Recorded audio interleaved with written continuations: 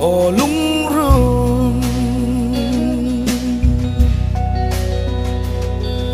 isak mel môi le an kenem te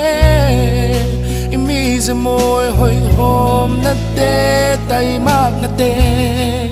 isay sia te hianin chặt tuan ram min lu bụi thei se avan nuam don em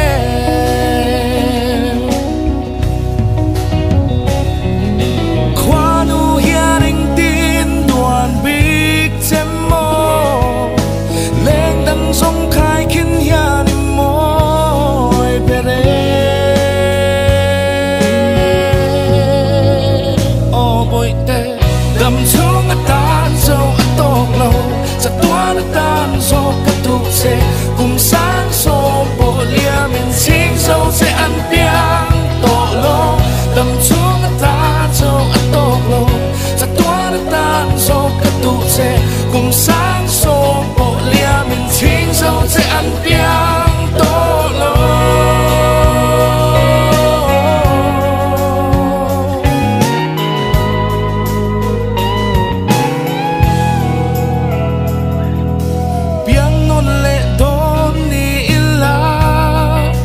thắng lại ăn chén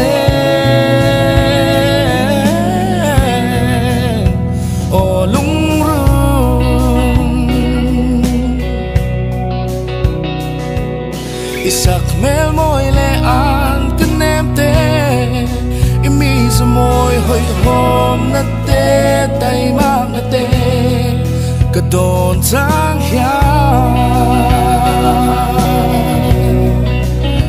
lên đằng đàn gặp hal thấy long xe mình sẽ thiềm lứa rồi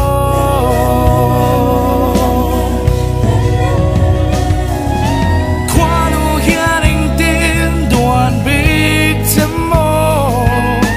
lên đằng sông khai khiến hiani môi bere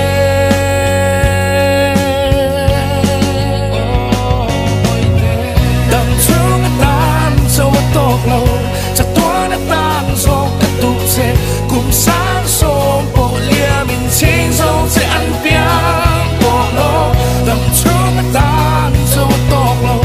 chặt tua đã tan do cắt tu se cùng sáng sớm bộ lia mình chính dâu sẽ ăn piang to lo